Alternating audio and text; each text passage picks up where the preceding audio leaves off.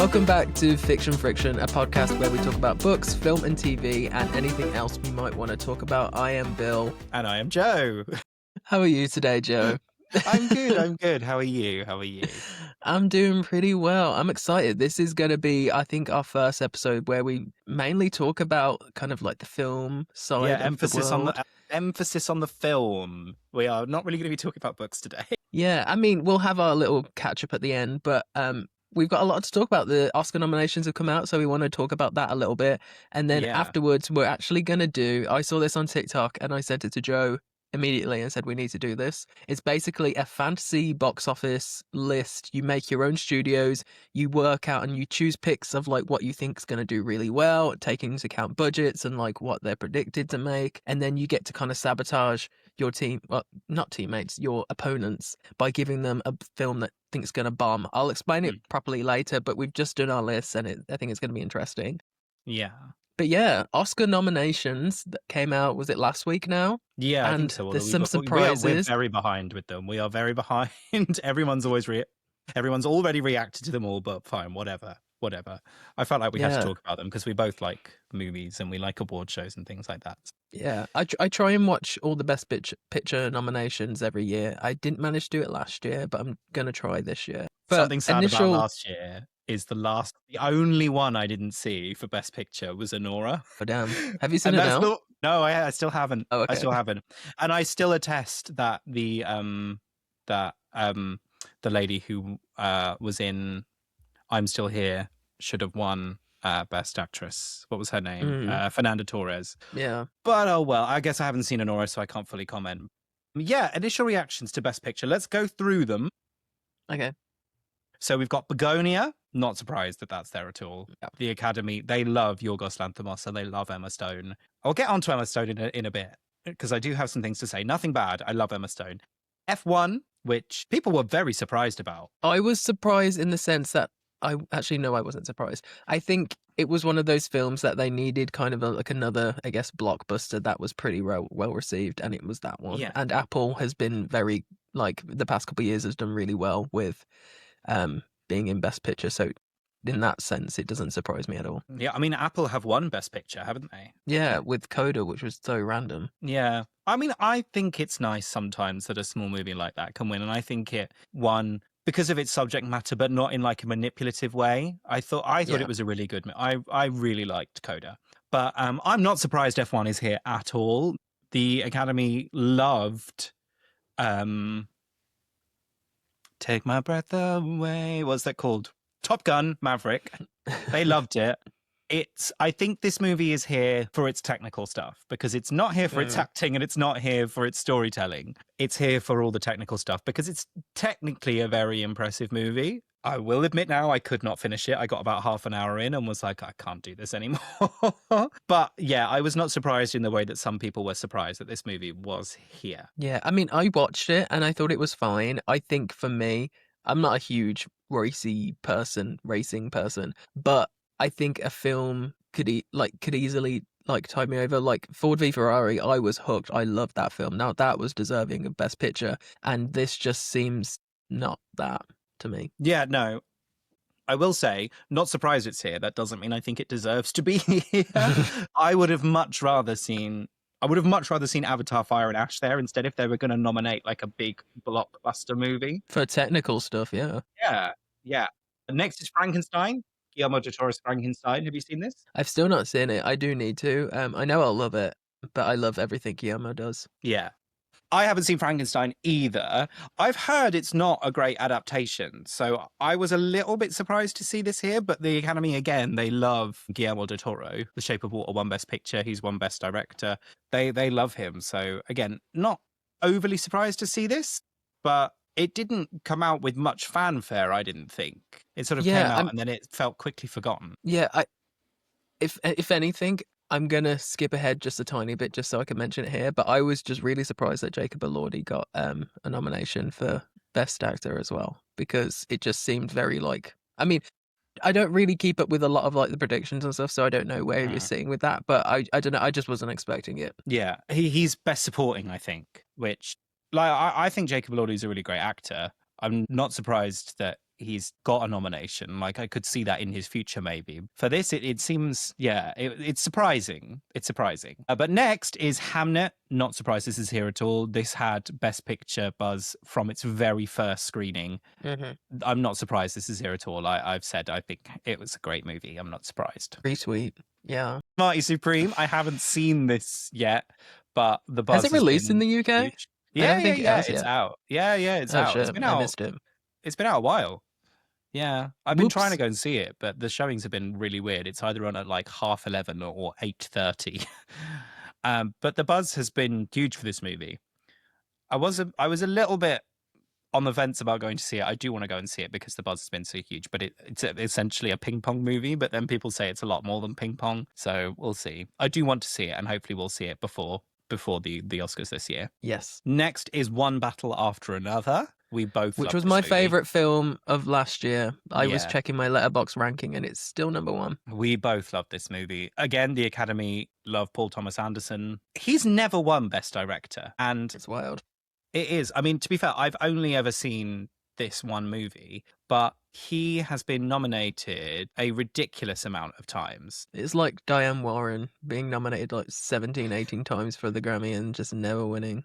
But also the Oscar for Best Original Song. She's been nominated like... Oh, for the Oscar, sorry, not the Grammy, yeah. Yeah. But also the Grammy. But I saw a tweet that was like, she's gonna get nominated, show up again, look shit, and lose again. So he's been nominated 1, 2, 3, 4 times, and he's never won. So sad for him. And sadly, I don't think he's going to win again this year. But anyway, next is The Secret Agent. I've not seen this. I thought it was an adaptation of that old spy novel. It's not. This is I actually hadn't heard of this movie at all until it was nominated. It's a historical political thriller about a former teacher getting caught up in the Pinochet military dictatorship. It sounds amazing. I do want to see it, but it's 2 hours and 40 minutes long. Yeah, we got a trailer for it before the Housemaid the other day, and I'd not seen it yet, but it looks fun. I don't know if fun's the right word, but I will be watching it. Yeah.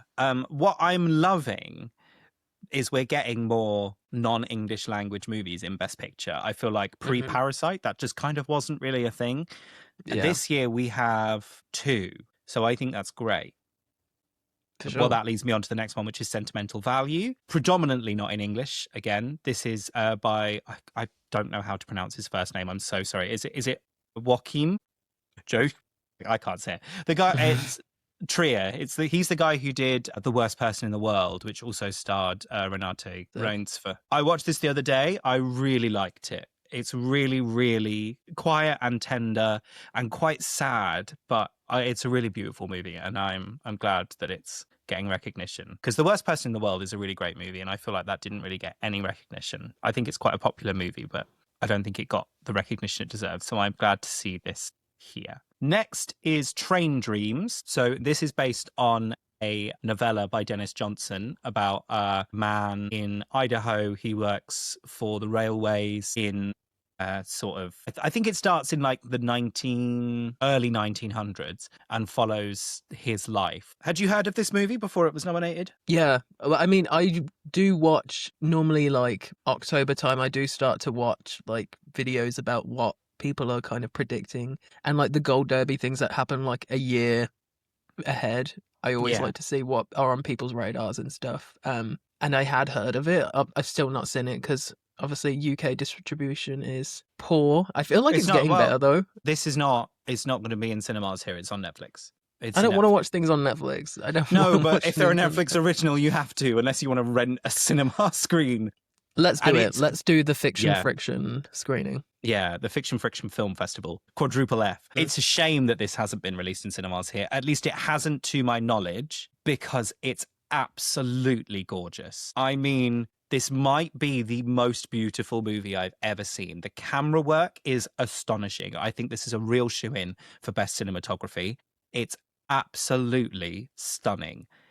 I didn't realize until after watching it that it's the same 2 guys. It's the same writers as Sing Sing, which came out last year. Did you see that movie? Sing Sing. Yeah. Oh my God, it was so good. And I still think that Coleman Domingo should have won Best Actor for that movie over Adrian Brody. But anyway, we move. It's the same 2 guys that made that. It's an absolutely beautiful movie. I read the book last year and I felt completely indifferent to it. But this movie, Train Dreams, I just thought was absolutely beautiful. It made me cry on 3 separate occasions. It's so beautiful. It's so, so beautiful. I'm sad that Joel Edgerton hasn't been nominated. I think he was nominated for a Golden Globe. I kind of wish he had been nominated for an Oscar, although I don't know who I would remove from that Best Actor in a Leading Role to nominate him. So it's just sad. Well, I haven't seen the movie Ethan Hawke is in, so I can't comment on that. But it's sad because I think very often for the Oscars, the grandest and biggest performance gets nominated. I don't think that's the case this year. I'm not saying that. But he gives such a quiet performance in this movie. It's absolutely beautiful. I would urge you to watch it because it's on Netflix. I will. This is making me realize that we should definitely do like an early Oscars prediction so we can come back like this time next year and see. Yeah, and normally I I do follow a lot of American content creators who make stuff about movies because obviously they get everything first. Yeah. There's that one that we both follow, Perry Nemiroff, yeah. And I follow a couple of other American film people across multiple platforms. I hadn't heard of this movie until it got nominated. I hadn't heard of it. Anyway, I'm glad it's here because it's beautiful. Yeah. It's the funnest thing though, because then I look at like the really early predictions where they do it like over a year in advance. And it's stuff that has had so much hype and like people are like, oh, this is going to be really well. And then it just never materialized. It's really funny. I'm trying to think of what I saw now. After the Hunt was one of them, yeah. But there was like some others that were like, yeah. To be fair, Wicked doesn't surprise me as much, but I was not surprised. I was not surprised at all. Yeah, there was a couple others that were supposed to be like real big Oscar contenders, and then they just never really materialized. Yeah. Well, we can talk about Wicked in a second, but the last Best Picture nominee is Sinners. Yeah, it's gonna sweep. It's gonna sweep. Do you think? It's gonna get a lot of nominations. I think a lot of it's gonna be technical. I think it's gonna get a lot of technical stuff. Yeah, I don't think it's gonna get Best Picture. I think it's probably gonna be Hamnet. I think it's between Hamnet and One Battle After Another for Best Picture. For sure, yeah. I think also, if anything, I think it'll probably be Hamnet for Best Picture and then Paul Thomas Anderson for Best Director, or the other way around. Yeah. I think they're gonna split it that way. Shall we do? I've just had an idea in the moment. Shall we? I'll do a prediction list for both of us for a few of the categories. Ooh, cool! Yeah, that's fun. And we can, once they've happened, we can. Oh, you're mine. This is fun. Yeah. I will say, I watched Sinners the other night, and I didn't like it, and that really saddens me to say. Okay, I will preface it by saying no problem with the performances, the content, anything like that. Because, there are people who have complained about this movie who are complaining about it for certain reasons. I'm not one of those people. I had no problem with the fact that this movie exists. My main and only problem really was with the writing. I felt like it was a lot of context and a lot of exposition that ultimately did not matter in the end. There were points of it I loved. The whole music sequence, absolutely loved. I thought the design was amazing. I thought all the performances were amazing. It looked amazing. It ultimately just came down to the writing for me. So I was sad. I didn't love it. And I feel very much alone in this opinion. Everyone seems to love this movie. But I wonder if it was a case of the sheer hype of it never being able to meet my expectations, if that makes sense. Maybe. Yeah. So I don't know. I'm sad I didn't love it. But yeah. Anyway. So what are you locking in for your Best Picture? Yeah, I'm going to go with Hamnet. Yeah. Okay. So you're going with Hamnet. I think just so we're not picking the same thing, I'm picking One Battle After Another. I will say I'm going to pick Hamnet purely because I do think they're kind of like the front runners right now. Yeah. But Chloe Zhao has already had Best Director, and I just feel like to give myself the best shot of beating you, I need to pick someone else's Best Director. So that is my reason. So Best Director, let's go through them. We've got Chloe Zhao for Hamnet. We've got Josh Safdie for Marty Supreme, Paul Thomas Anderson for One Battle After Another, Keem Trier, I'm so sorry if I was saying that wrong, for Sentimental Value, and Ryan Coogler for Sinners. So who are you locking in? You're locking in Paul Thomas Anderson. I mean, it could be, I could see a world where it's Ryan Coogler as well. I'm going to go PTA. Okay. Well, in the interest of us having different options, I reckon I'm going to go Ryan Coogler. Because this is the thing with the Oscars. They don't necessarily always give it to the person who deserves it.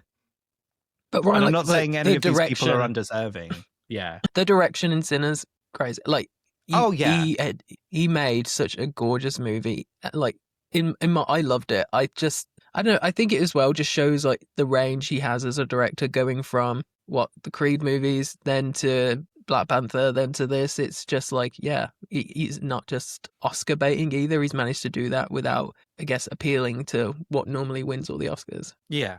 Yeah. No, again, I have no problem with the direction of the movie, but then again, he also did write it. Best actor in a leading role, we have Timothée Chalamet for Marty Supreme, Leonardo DiCaprio for One Battle After Another, Ethan Hawke for Blue Moon, a movie I'd never heard of, Michael B. Jordan for Sinners, and Wagner Moura for The Secret Agent. Timothy, I really think Yeah, he's gonna get it this time. I think I'm going to have to pick the same as you.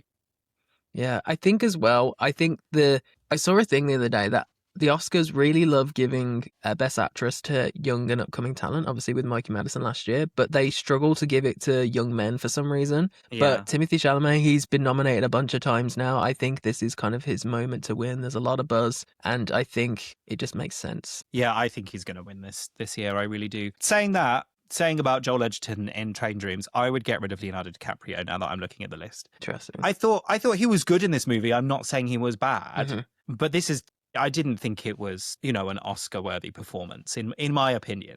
I feel like Leonardo DiCaprio, kind of like how we're going to get on in a minute to Emma Stone, is that person that the Academy just fucking love. And I feel like neither of them, Leonardo DiCaprio or Emma Stone, have done any campaigning for this.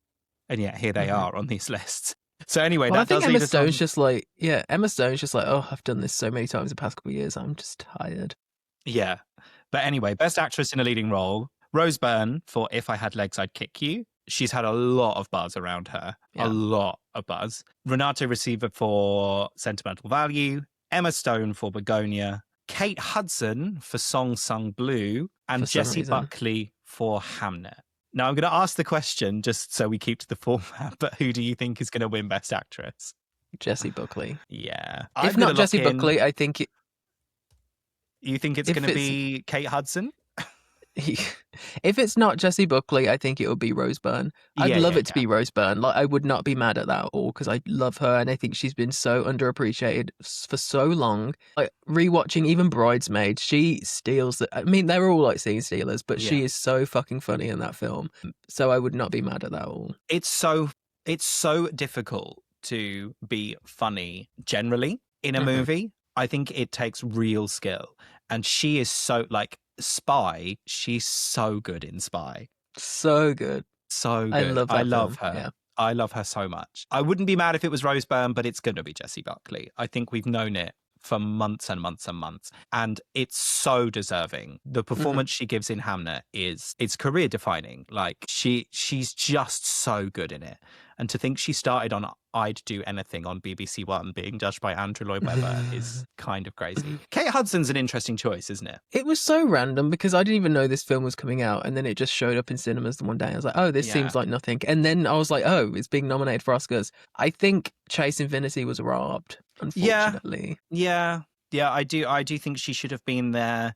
I'm struggling to think who else could have been there, but yeah, Kate Hudson was an odd choice. I mean, it would have been nice to see Cynthia Erivo there, but again, I feel like the Academy feel like they'd done the whole Wicked thing, and they were pushing Ariana for Best Actress, weren't they, this time? Yeah, were they? Yeah, they swapped because originally she was supporting last year, and then they swapped them because I guess this was more of Glenda's movie. Yeah, but that still to me doesn't make any sense.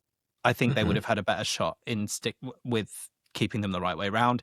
But anyway, we'll talk about Wicked in a second. But Kate Hudson, it was an interesting choice. I mean, I haven't seen the movie. I think Kate Hudson's a really enjoyable performer. I can't comment on whether it's an Oscar-winning role, but it's obviously going to be Jessie Buckley. But again, Emma Stone, the Academy just love Emma Stone, don't they? I think it's just been too soon since she's won. I mean, it's not ruling it out completely, but also I just feel like I love Emma Stone and I love the film she's doing with Yorgos Lanthimos, but I just feel like they need to do something separate for just Yeah, a they little do. bit.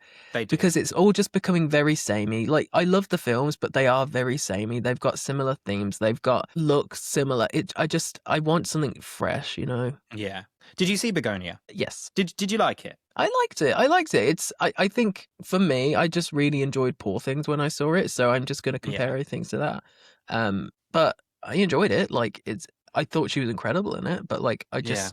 I wasn't wowed, if that makes sense. Yeah. Okay. So if I had my way, I would take away Leonardo DiCaprio from Best Actor and put in Joel Edgerton, but I'd also take away Ethan Hawke because I'm sorry, Ethan, I haven't seen the movie. I can't comment on your performance. So that's the easiest one for me to take away. Take away Ethan Hawke, and I'd put Jesse Plemons in Best Actor for Begonia. Hell yeah. Yeah. Because the I love movie is Jesse like a Plemons. two-hander Yeah. between those two, and they're both so good in it.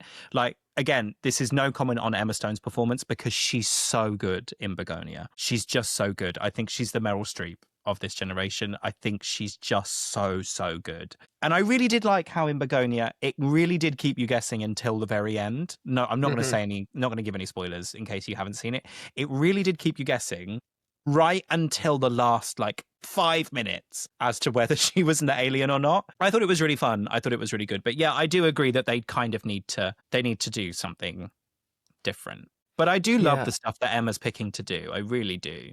I mean, they've done a Squarespace ad now. And that was really fun, actually. But you mentioned Jesse Plemons. He's another one. He should have won an Oscar for his role in Game Night. He was so hilarious in that film. I love my friend and I quote Game Night all the time. I remember where what's her face? What's her name? The Irish lady? No, Regina George. Rachel McAdams. Yeah. It's the bit where she's got the gun and she's like, should I give it to you? And then Jason Bateman says, well, I don't want you to have it, Calamity Jane. It's so funny. That's one film. I remember watching it. I think I saw it by myself. And then I said to my mum, you need to watch this. And we just talk about it all the time still. It's just so funny. I love the bit where he accidentally shoots him. And then they're just using Prosecco as like an antiseptic. It's hilarious. It's so good. It's so funny. I love that movie. I wish more people had seen it. It's so funny. Mm-hmm. And this is the bit as well where she's about to get like beaten up by a henchman, and then he goes, "Oh, nice, like nice butt." Yeah. And then he gets sucked into an airplane engine, and she's like, "Yay! Oh no, he died! No, he died." It's so funny. It's so good. Anyway, that was completely off topic. I also would not be mad if Renata Reinsve wins for sentimental value. Yeah. She's so good in that movie. Again, it's a really quiet performance, but she's so good in it. The movie kind of completely hangs on her shoulders. Mm-hmm. And she's so good. She's so, so, so good. I don't think it's going to win much at the actual ceremony, but it's a shame because it's a really, really great movie. But anyway, so we've both locked in Jessie Buckley for Best Actress, yeah? Yes. Good. Best Actor in a Supporting Role, we've got Benicio del Toro for One Battle After Another, Jacob Elordi for Frankenstein, Delroy Lindo for Sinners, Sean Penn for One Battle After Another, and Stellan Skarsgård for Sentimental Value. This one's really interesting because I did love most of these performances. I think when we both saw One Battle After Another, Sean Penn was fucking hilarious. He's so good. But so was Benicio del Toro. I just remember just giggling every time he was on the screen. Yeah. My mind went blank. Who was the second one you said? Jacob Elordi. Oh, yes. I don't think he's going to win, but I think... No, he's definitely not going to win. I don't know. What do you think? In my mind, there are two clear standouts for me. I don't think Benicio del Toro was standout enough in the movie. And it's obviously between Benicio del Toro and Sean Penn. Sean Penn comes out the clear winner of those two. Mm-hmm. Delroy Lindo, again, I feel like, because it's such an ensemble cast in Sinners, this nomination is wonderful. I will admit, I don't think I've seen him in anything before, and he is really great in this part. He's really, really great. But again, I think there were performances in that movie that stood out more to me. I haven't seen Frankenstein, so I can't comment. Stellan Skarsgård in Sentimental Value is so, so good. And I think the Academy, it feels like an example of them kind of just waiting to give him something because he's such an icon. He's such an icon, and I'm really glad that he's been nominated for this movie because he's so good in it. For me, it's between Sean Penn and Stellan Skarsgård. I'd love either one of them to get it. That's not diminishing the merits of the other performers. Again, haven't seen Jacob Elordi. Both Benicio del Toro and Delroy Lindo are great in their films, but for me, it's between Sean Penn and Stellan Skarsgård. I'd love one of them to take it. Yeah. I mean, Sean Penn, we talked about it when we saw the film. It's just, he completely transformed for that film. He's so and good. He's so good. And he's so good at being so, like, you're so uneasy every time he's on the screen, but he's got such, like, a wit to him. And, like, he completely disappeared into that character. I mean, actually, I don't know if he completely disappeared, because some of the award shows that I see him at. Yeah. But I don't know. That's the one, as soon as, like, you read off the names, my mind just went straight to him. The man spent no time in hair and makeup. He just showed up. Okay, so you're saying Sean Penn. Yeah. I'm saying Stellan Skarsgård, just to be different, and because I really liked his performance in that movie. I think it was really great. Best actress in a supporting role, we've got Elle Fanning for Sentimental Value, Inga Ibstotter Lilias for Sentimental Value, Amy Madigan for Weapons, Wunmi Masako for Sinners, and Teyana Taylor for One Battle After Another. This is a really interesting category, I feel. I can see literally any of these women winning this award. Yeah, I'm going to say first, I'm really happy to see Amy Madigan here. Not because she was great in the film, but it's just more in the general horror being recognised for once. Yeah. Obviously, the past year or so, last year we had Demi Moore being nominated for Best Actress, which was huge because so many times in the past, like Lupita Nyong'o should have gotten a nomination. I think she should have won for Us. Then also 100%. Yeah, and then also who was I just thinking? Oh, Toni Collette for Hereditary as well. Oh yeah. I'm just hoping this is like a step in the right direction for horror being recognized again, because a lot of the time I feel like the more visceral acting in horror is so often overlooked just because of the genre, which seems really silly to me. But I mean, even Sinners is low-key horror, so I'm happy for Wunmi as well. Yeah. But I mean, you see it in all forms. Like, we see it in books as well, don't we? Genre stuff is more overlooked. It just is, and it's a shame, because it's just a shame. I'm happy that more horror stuff is getting a look in, because I think it requires it requires a different set of skills, I think, for a performer. It really does. I haven't seen Weapons. I do really want to, but I've heard Amy Madigan is really great. She's brilliant. She's so unsettling in it. Saying all that, it's going to be Teyana Taylor. It's going to be Teyana Taylor, which I think is great. She is, even when she's not on screen in One Battle After Another, you know, she's only really in the first act of the movie. She's in your mind the whole movie. She's so captivating, and she just leaves that impression. I think that's just the way she played the character is just so like real. I love her anyway. I love her in everything I do. I love her music as well. But she's brilliant. I love her. Yeah, she is great. I won't be mad if she wins. She's probably going to win. Elle Fanning in Sentimental Value is absolutely incredible. She's so good. I kind of would like her to take it because she's so good, and I was sad that she wasn't nominated last year for the Bob Dylan movie, the name of which escapes me. What was it called? A Complete Unknown. A Complete Unknown, yeah. I thought she was so good in A Complete Unknown. I would have given it to her over Zoe Saldana, but that's just me. But it's going to be Teyana Taylor, and I'm happy that it is, because she's really great in that movie. Who knows? Maybe she'll get the nom for Sunrise on the Reaping. Maybe. Well, she's doing Margot's Got Money Troubles as well. Is that a movie or is that a series? I want to say it's a movie, but I could be wrong. Do you know the premise of that? Yeah, I saw the people talking about it on Twitter earlier. It's crazy. It's a series, so that's sad. But the Emmy's hers. Yeah. I love Elle Fanning. I'm a huge Elle Fanning fan. I think she's amazing. She's just so likable.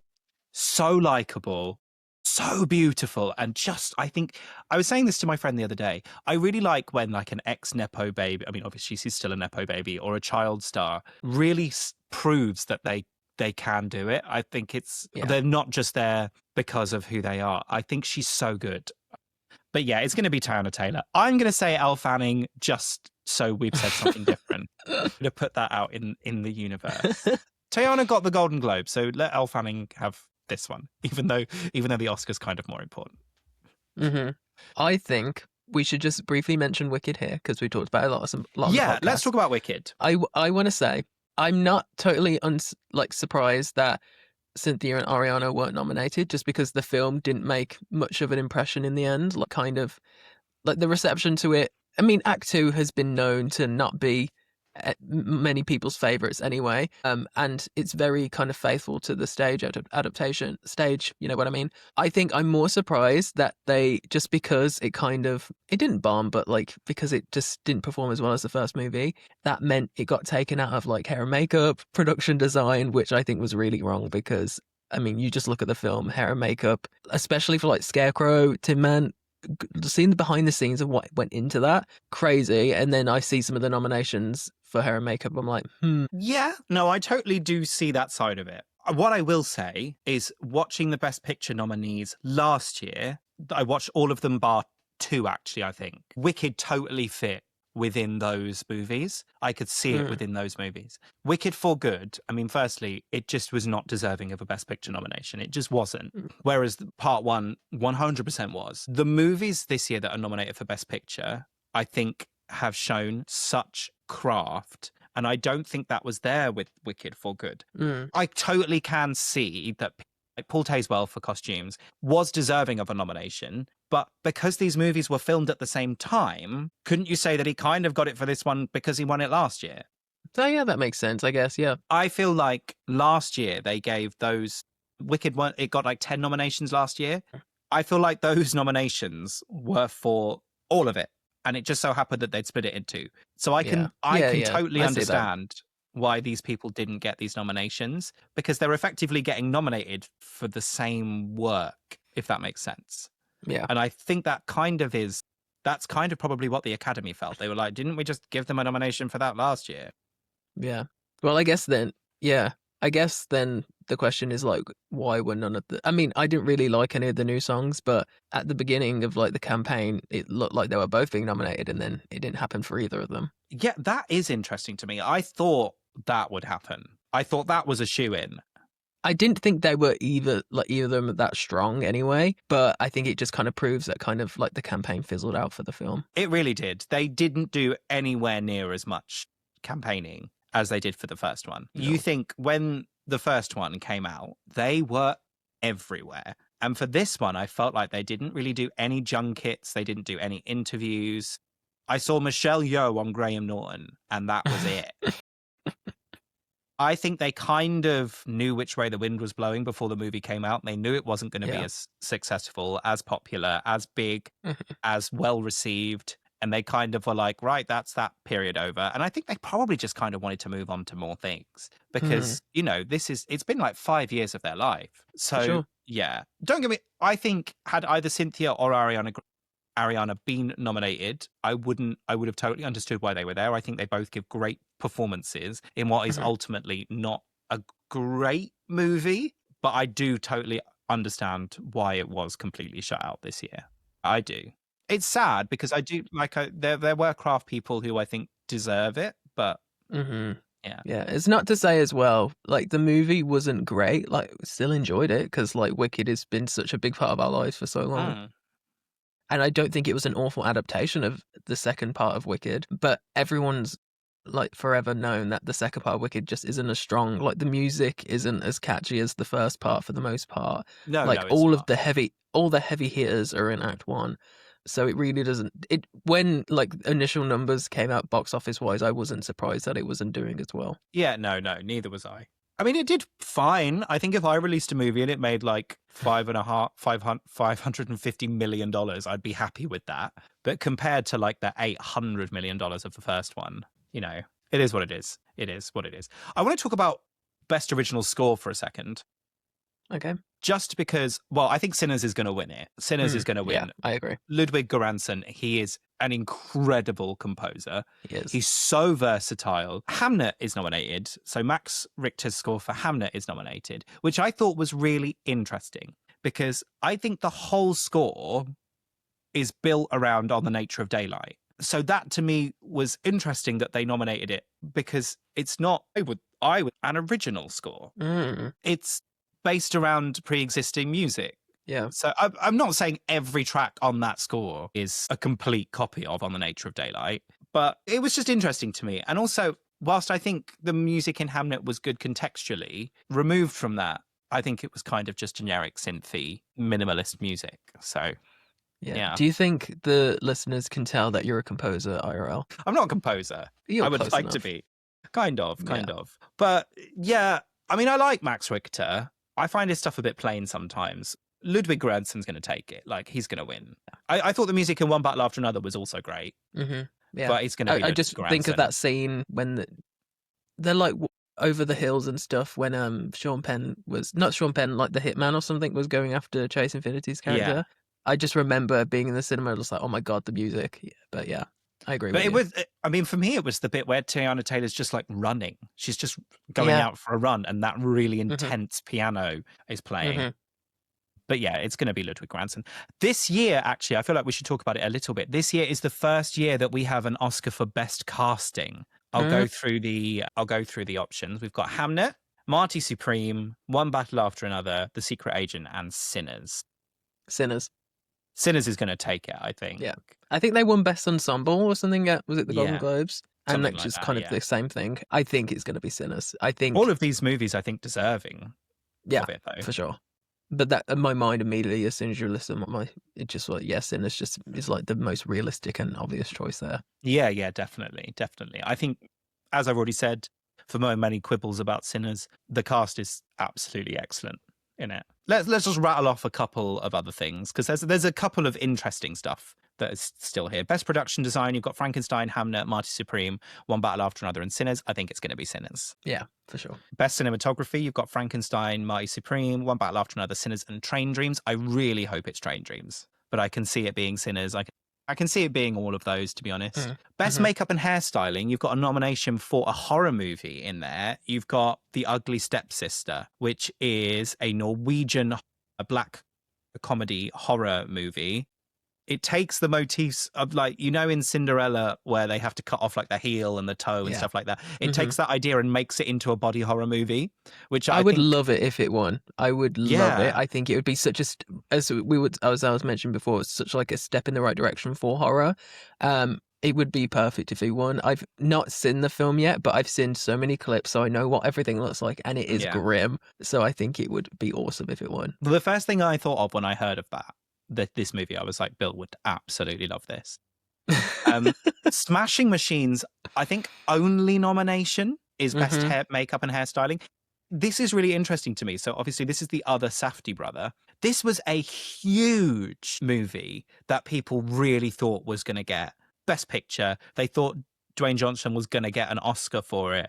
They thought Emily Blunt was going to get an Oscar for it, and it got nominated for some Golden Globes, but Oscars it got nothing. It got absolutely nothing. Yeah, its only nomination is for best makeup and hairstyling, and I think that's really interesting. Just goes to show, doesn't it? Yeah, just because you reminded me, you said Emily Blunt then. I think she has a chance next year with this Spielberg movie. I just have a really good feeling about it. I can't remember what it's called. The trailer looks amazing, though. I mean, it's Steven Spielberg, so I'll watch it. The man never really misses. I'm getting huge War of the Worlds vibes from it. Oh, 100%, yeah.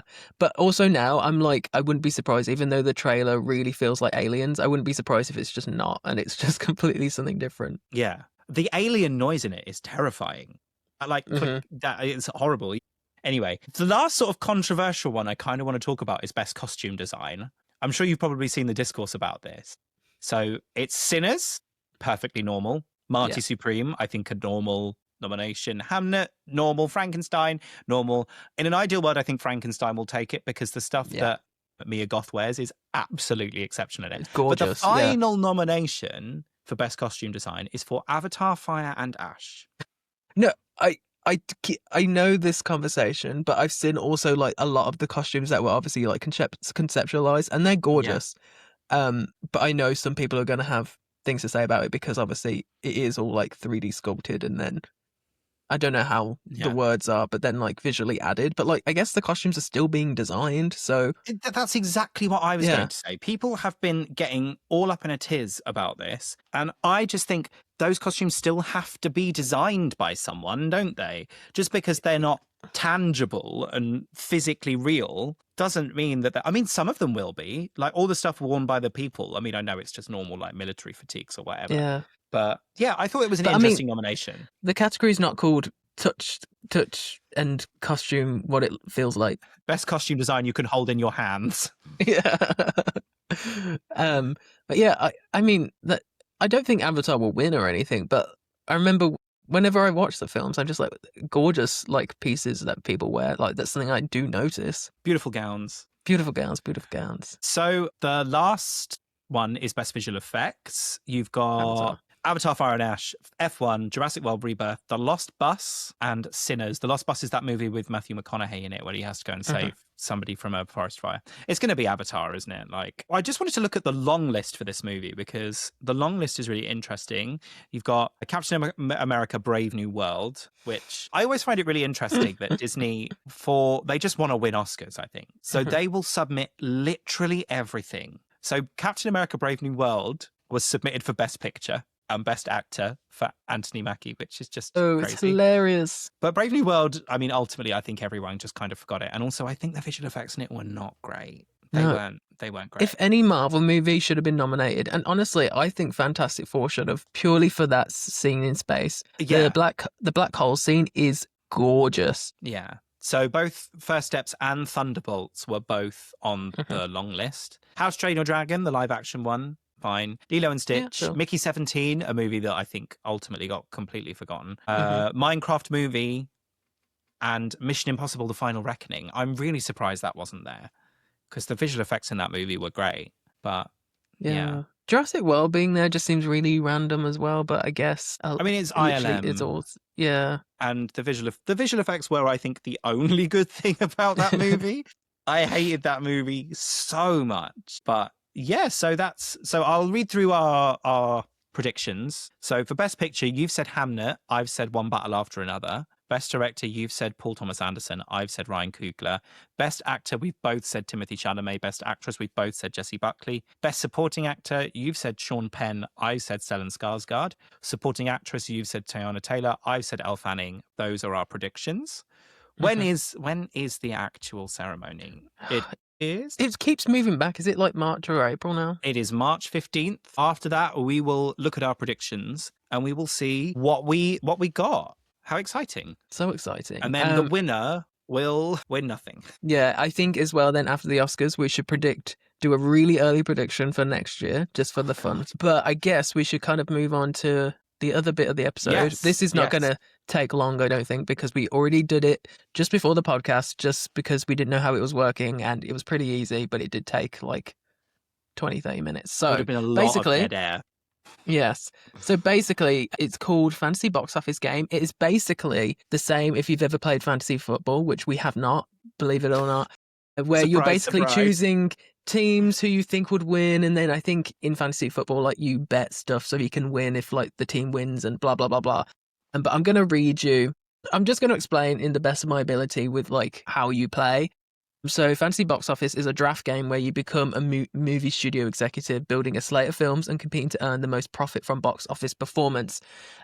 Me and Joe have made our own little league. We've made our own studios. Would you like to introduce your movie studio? Yeah, so I can't actually explain what my movie studio means, but I just wanted to do it for the funsies. It's a little Easter egg. Mine's called the Night Slayer Studios. What are yours, Joe? I really umdenard about my movie studio. My movie studio is called Triple M.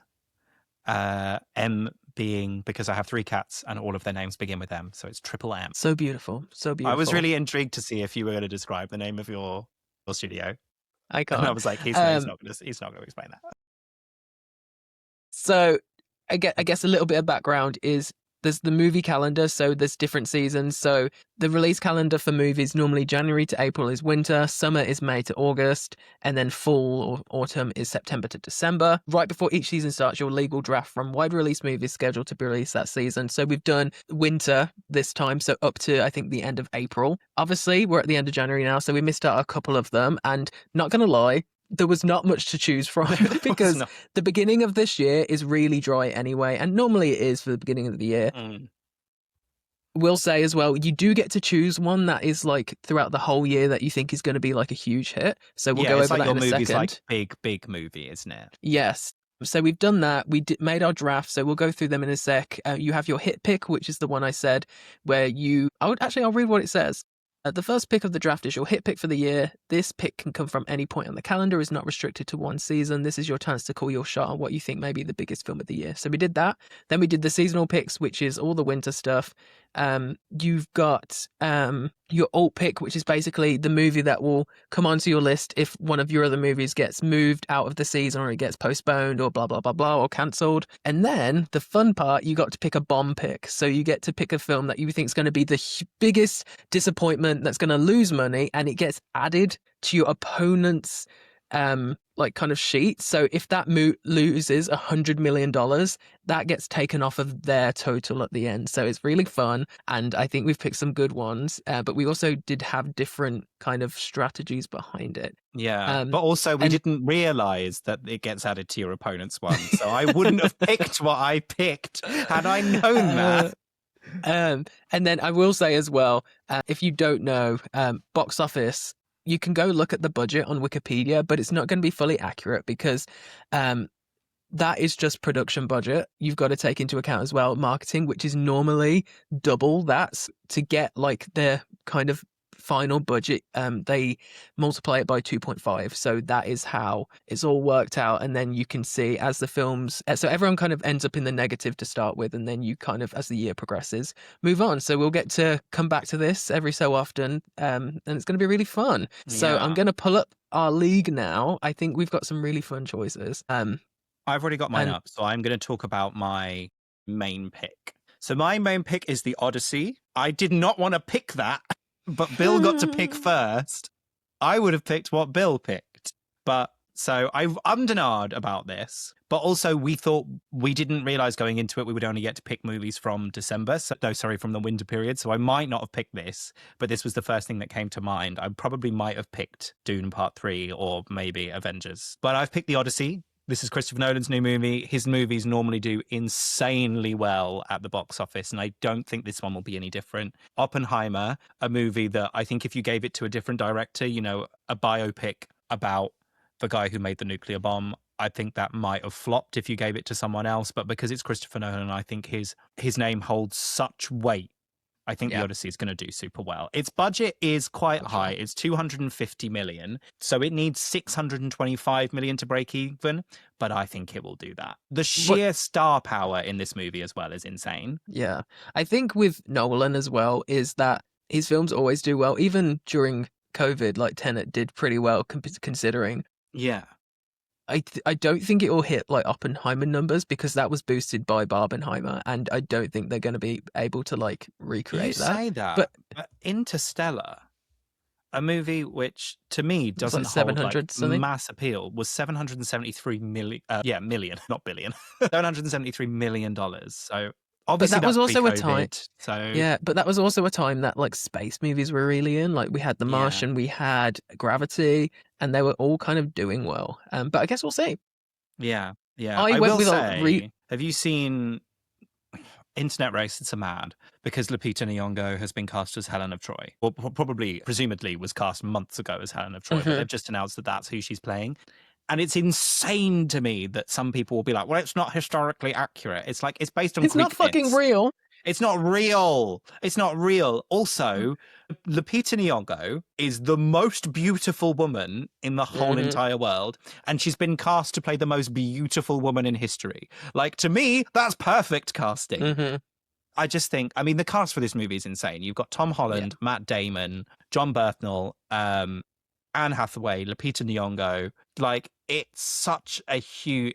I just think it's going to do really well. Yeah, I mean, anyway. Speaking of Tom Holland, my hit pick was Spider-Man Brand New Day. Which I wanted to be mine, but anyway, carry on. I did think about picking the Avengers Doomsday. However, I just think there is a lot more stability with picking Spider-Man because it's the last movie a surer bet. Yeah, it's a surer bet purely because we know, I guess, who's going to be in it. I think Avengers is so up in the air given like the state of Marvel, but I think Spider-Man's kind of been consistent throughout all of this. So that I just think is going to make a crap ton of money, and there's literally like a 99.999999999% chance that it's going to be probably the biggest film of the year. It's probably going to make $1 billion. Oh, it's going to probably make 2. Like, it's going to be ridiculously huge. I can't actually find what the budget is for it. I'm presuming It's it's probably going to be between the 200 to 300, the yeah, it's 250 to 300 the million. yeah, this film as well has been so like under wraps. Like obviously they were filming last year in Scotland, but outside of that, we really don't know that No. much. We've got kind of speculations of who the villain is, but every time I look it up, it seems like there's a new guess of who it might be. We have Sadie Sink who's going to be in it, and it seems like recently that she's either playing Jean Grey or Rogue. Like I thought it was definitely Jean Grey, but then I've seen some rumors that it's Rogue. And I think just the excitement of like X-Men as well is going to be huge. So I'm hyped. I think it's going to be really fun. Yeah. Mark Ruffalo's in it as well, which I'm excited for. I love Hmm. Mark Ruffalo in these Love. movies. John Bernthal is in it as the Punisher. Also, it's Destin Daniel Cretton, who I think is Hmm. great. He did Shang-Chi, which was great. He also did Wonder Man. Have you watched Wonder Man yet? I've not watched it yet, but I'm going to because everyone just loves it. It's so good. And you specifically, I think, will love it. It's like if Marvel made The Studio, but it was more of a drama than a comedy. It's really fun. I really loved it. But Yeah, yeah, I think I'm really mad that you got to pick that first because I would have picked that. yeah. My only hope is that it gets delayed till next year and then you can't have it. But that won't happen. So, Yeah. so Shall we anyway. actually pick our flop pick as well, that we chose for each other now? So before we forget Yeah, them. yeah. So my flop or bomb was Resident Evil. This actually does hold some promise. It's Zach Krieger who did Weapons, but I just think Resident Evil in the movie going consciousness, not game playing. I think they're at this point they're completely separate entities, the games and the movies. You hear Resident Evil, people either don't know what it is or they think of the terrible movie starring Mila Jovovich. The last one was very poorly received and did not make a lot of money. The TV show on Netflix was very poorly received. I just hopefully this one's not bad because I'd love a good Resident Evil movie because I love the video games. I just don't think people want to go and see it. So we'll see. It just feels very streaming to me right now. Yeah. We'll see come Yeah. September. That one doesn't come out till September 18th. So Yeah. I guess the one I picked for Joe is a movie that I'm really excited about, like, but so I'm really sad that it's here. But it is Masters of the Universe, the new He-Man movie with Nicholas Galitzine and Camila Mendes, directed by Travis Knight, who I love. He's done some incredible stuff at Leica Studios. Um, but but I think I all of think, his movies have been bombs. That's the thing. which is sad because I think he's really talented. I think with this, it's just kind of IP and where the world is nowadays. It's just like I saw a tweet, and me and Joe briefly talked about this earlier, is that it kind of feels like the same kind of thing as like the new Dungeons and Dragons movie. It feels like the Power Rangers 2017 of the 2020s, which feels really accurate. The trailer looked ridiculously fun. I think the action is going to be incredible. It looks just like the best summer film, so I'm going to enjoy myself no matter what. But the break even budget is 500 million, which seems tricky for it to hit.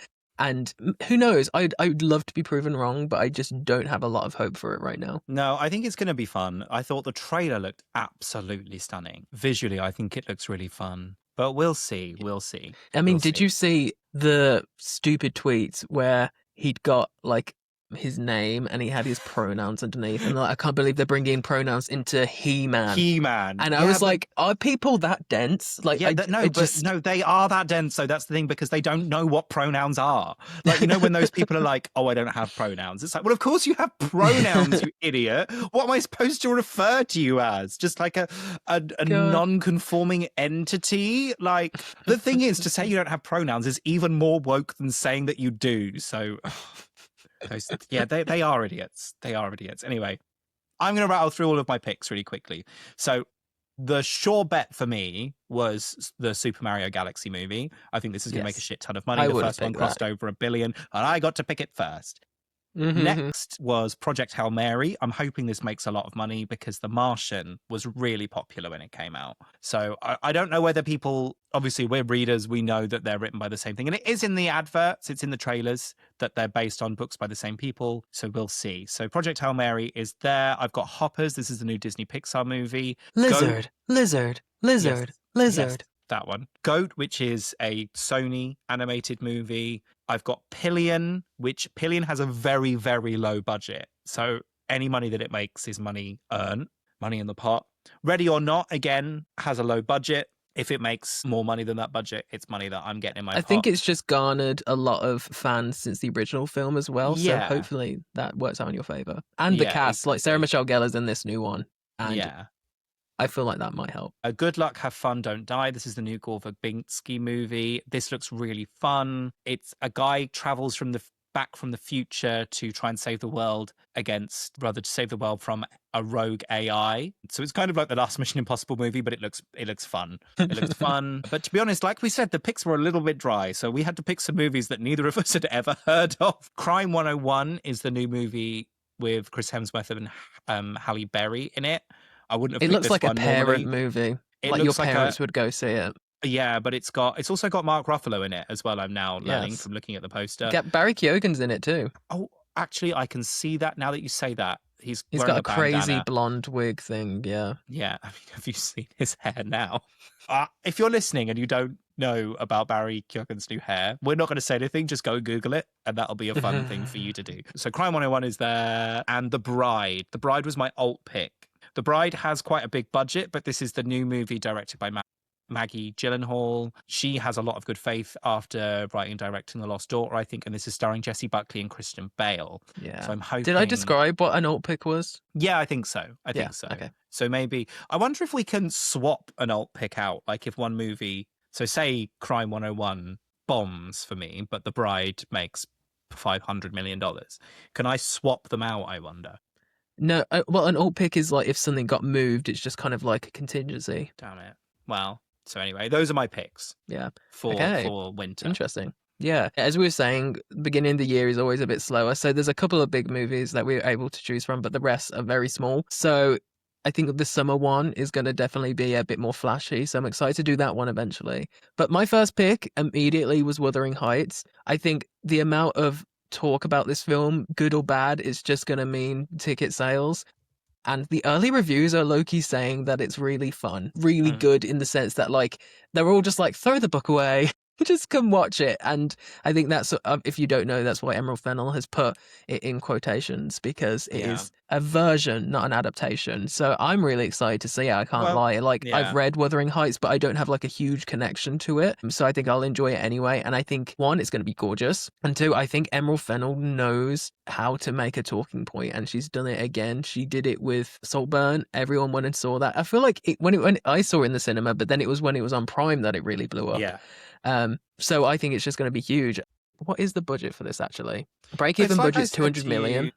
Like I said to you before we started recording, the thing with Emerald Fennell is the movie will look absolutely stunning. It will be really enjoyable in the moment, but it will be a completely surface level commentary on whatever she's trying to discuss. So, and to be honest, that's some people's bag. Some people want to go and see a fun movie and they don't want to have to confront anything. It's not my bag, and we're not endorsing the adaptation of it, but yeah, I do think it's probably going to make a lot of money. Yeah, I think it's also just like a really fun cast. Like, obviously, there's Margot and Jacob, but then like Martin Clunes is in it for some reason. Then the kid from Adolescence, Hong Chau's in it.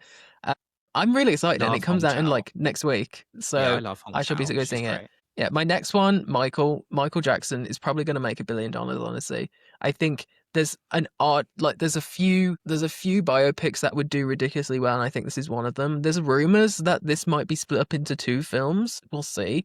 It's just going to make a lot of money.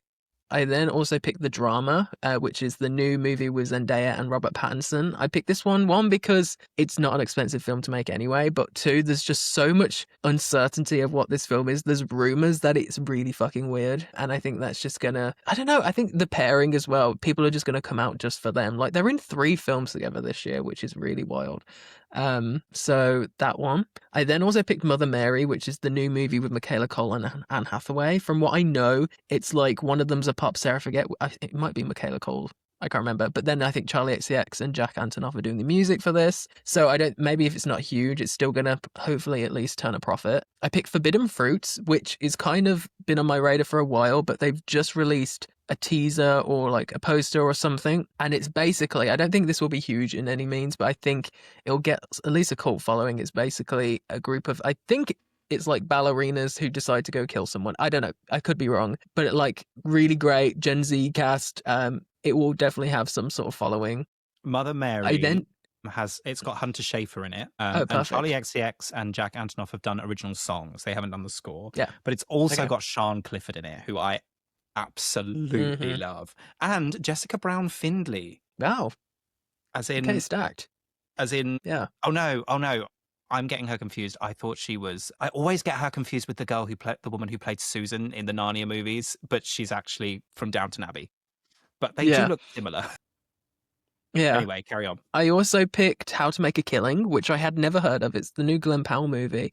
But I saw the trailer the other day in front of the housemaid, and when it came on, I was whispering to my friend, I was like, "What the hell's this?" And then at the end of it, it's like, "Oh, we should go see this." So maybe again, I don't think it's going to be huge. I think it's Studio Canal who made it, so it's not like a huge thick studio that's going to push it a lot. But it looked really fun. It's basically Glen Powell trying to get his inheritance, so he's killing off family members. It just ridiculous premise, but it looked really fun. I picked Whistle. Again, horror is such a good bet for box office because they're so cheap to make. This was like an independent movie that got picked up. I can't remember by who, but Daphne Keane is in it, who I love, and it's like a death whistle sort of thing. Nothing crazy. I reluctantly picked The Strangers Chapter 3. I think with these, again, just so cheap, Chapter 1 and 2, even though they were universally hated by everyone, including myself, it's still probably going to make money. I know they're doing like a weird thing where you can see all of them at once as well. It's like a 5-hour binge, and I know they all just follow one from each other, so maybe that will work out in its favour. And then finally, my alt pick was Lee Cronin's The Mummy. I think it's just purely because we ran out of options. We really did. I think this movie, again, Lee Cronin has done some really good stuff and then he's made some really shoddy stuff. So we'll see. If anything, we'll see. I think The Mummy is one of those things that I'm going to see anyway because I watch most horror films in the cinema. So I mean, you liked hopefully Evil Dead Rise, didn't you? Oh, I loved it, yeah. I can't wait to see the new one. Is that this year? I think it is, Yeah. Evil Dead Burn.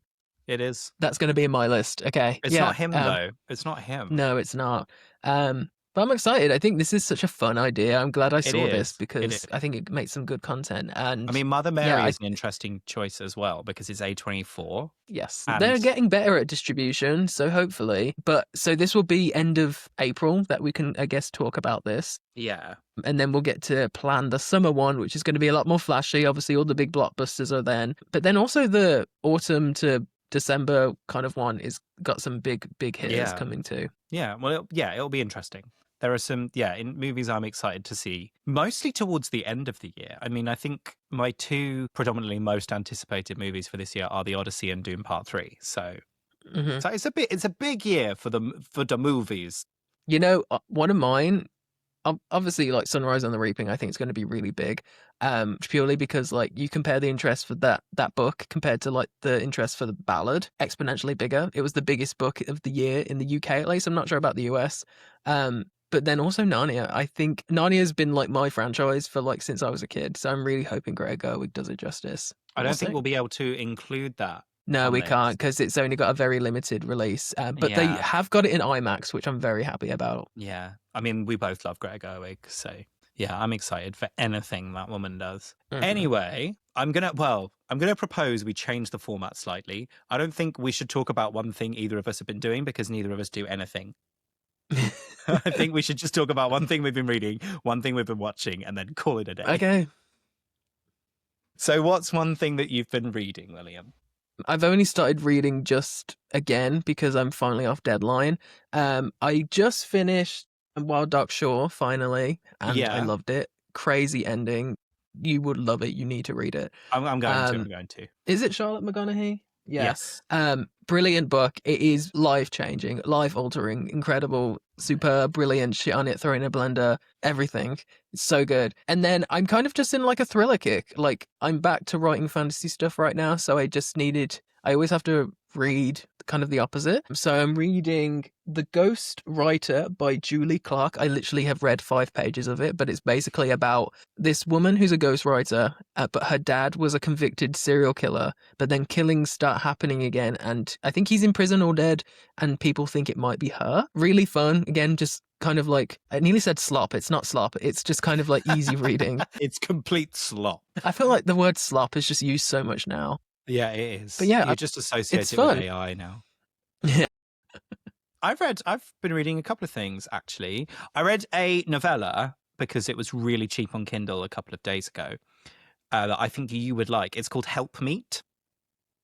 This is Meat. by Meet. So help. Hey, it's all one word. Help, Meet. Okay. This is by Nabin Ruthnam. It is about a woman whose husband is severely ill with this kind of like wasting disease. It's set in 1900. They live in New York and they move to his town, like they move to his house upstate because his eyes have fallen out and his Oh. body is like wasting away from, like, they think it's like syphilis or something, but they don't know. The Oh, doctor's damn. like, well, I think it might be this because he might have had an affair on her. Yeah.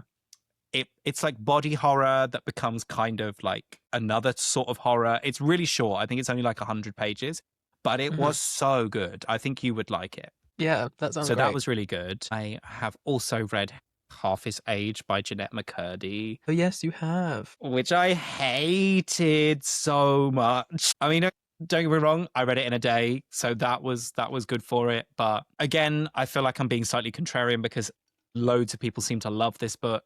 I've seen people giving it like 5 stars. I've actually seen people giving it 5 stars or people giving it 1. Like, I've seen no in between. I think it kind of hits for you or it doesn't. It did not hit for me. I did a full length review of it on my YouTube, which you can go and watch if you want. But yeah, I really didn't like it. I didn't think it was successful. I thought it was really derivative without actually having anything to say. So that was sad. But also, I wanted to mention again because it was on my most anticipated books of this year that we did last year, Minor Black Figures by Brandon Taylor, which I Hmm. really, really loved. I really loved it. It is about this guy called Wyeth, who's a painter living in New York.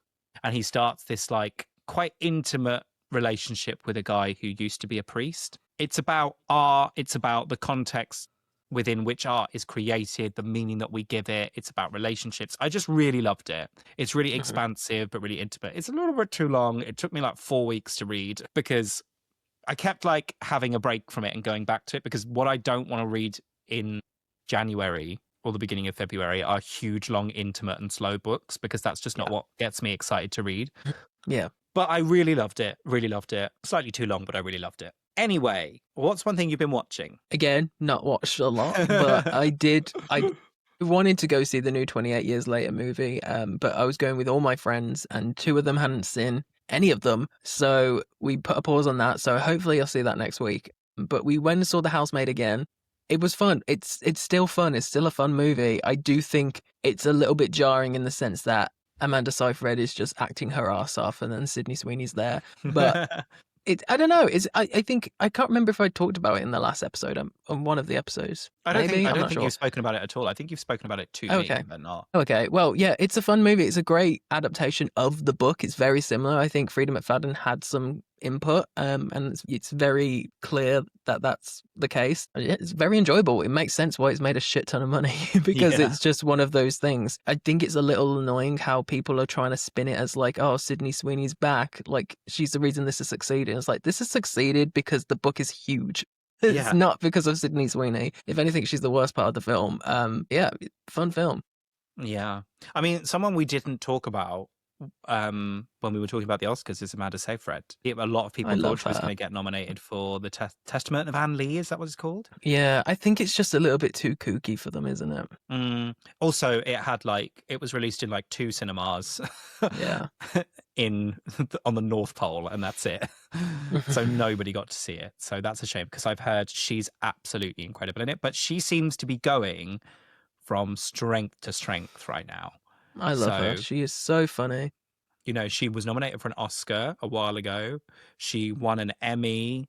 I think she's another one who, She's was overdue. a kind of child star who people thought they knew what she was good at, and now she's Hmm. just completely proving all those people wrong. But anyway, yeah, Yeah. I love I Amanda think if the Seyfried. rumors that she's trying to get the Joni Mitchell biopic, I think that might be the thing that she finally gets like Oh, so seen have you for. not seen the announcements? No. It's Meryl Streep.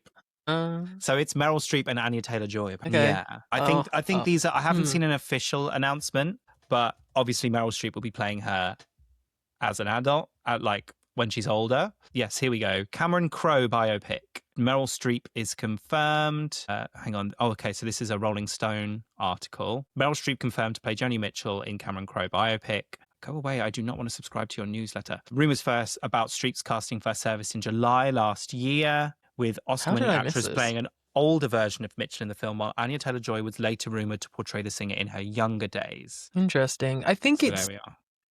you're saying that it's been a while since I feel like Meryl Streep has really been in the picture for like the best of categories. I think the last time was The Post, which was a while ago now. Yeah. Well, the thing with Meryl Streep, right, is She's proven herself. she is Yeah. the woman has never given a bad performance in her life. She's incredible in everything she's in. So I feel like she doesn't need to prove herself, so she can just kind of pick whatever she wants. Let's have a look at what Meryl Streep has got coming out. You know, because the trailer for Devil Wears Prada has just come out. Yeah.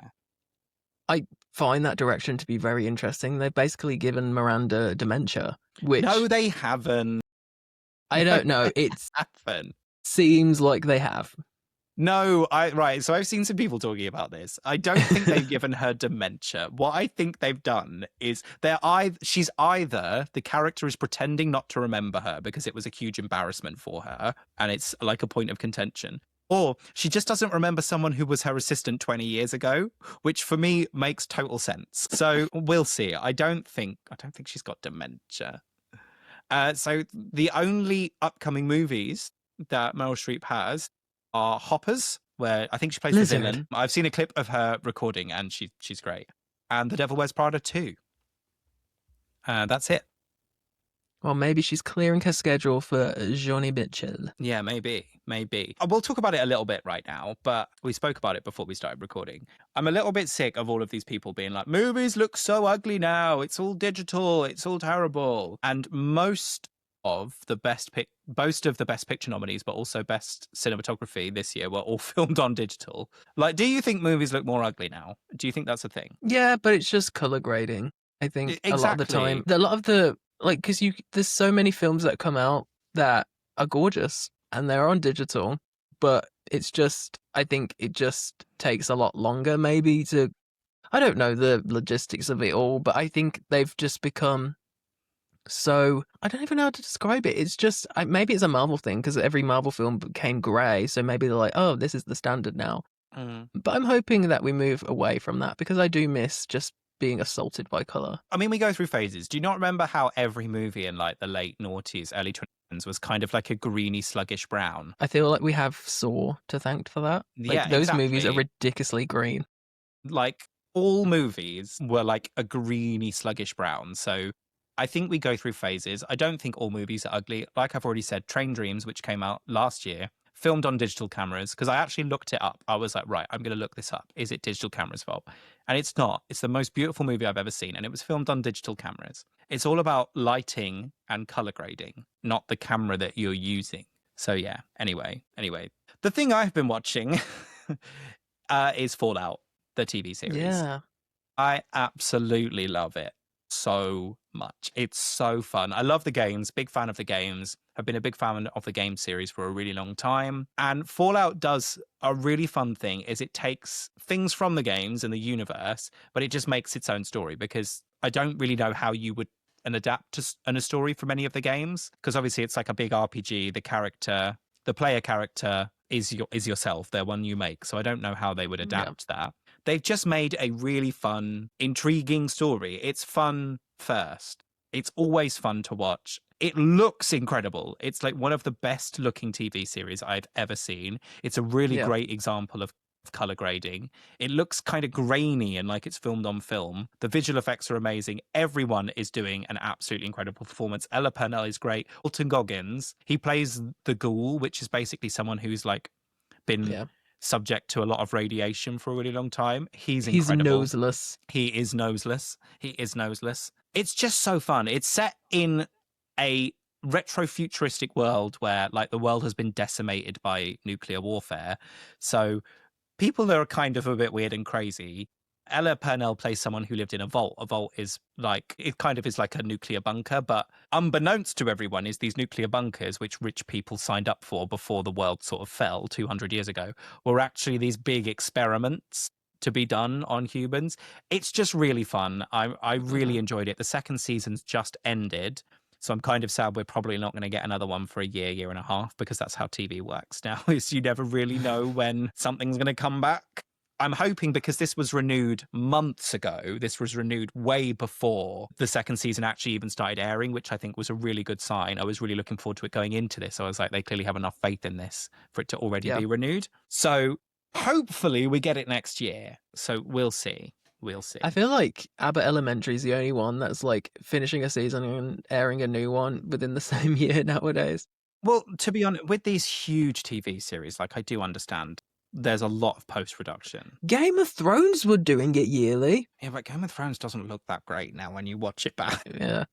I will say, I saw a thing earlier.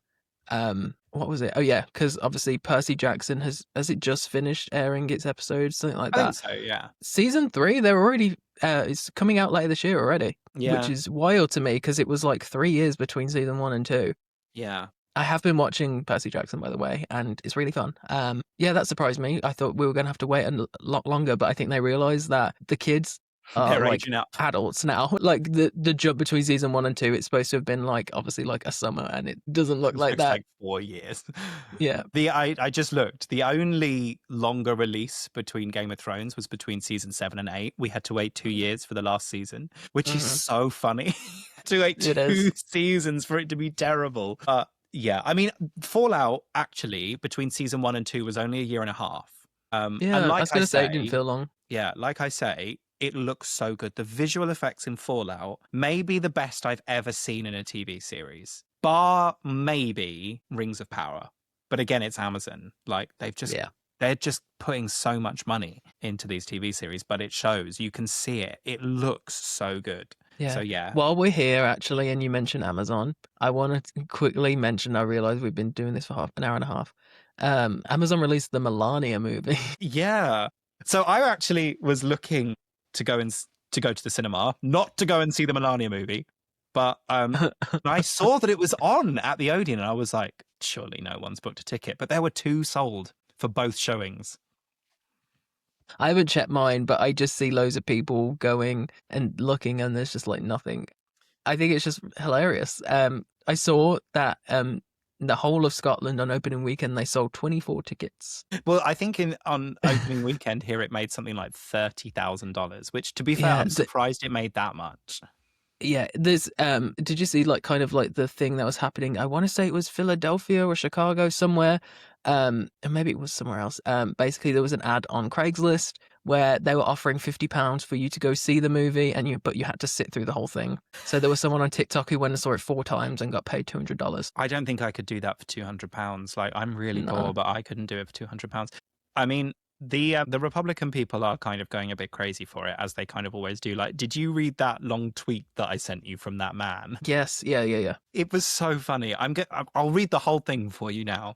I know we've been doing this for a long time, and I'm going to read it all, but just because it's so funny. So this is a tweet from Nick Adams. I don't know who he is. He's clearly like a Republican, someone in the US. So this is admittedly very long tweet. It says, I'm settling in for a packed showing of Melania, and the theatre is packed. Earlier, a bystander asked if I was heading in to see Avatar.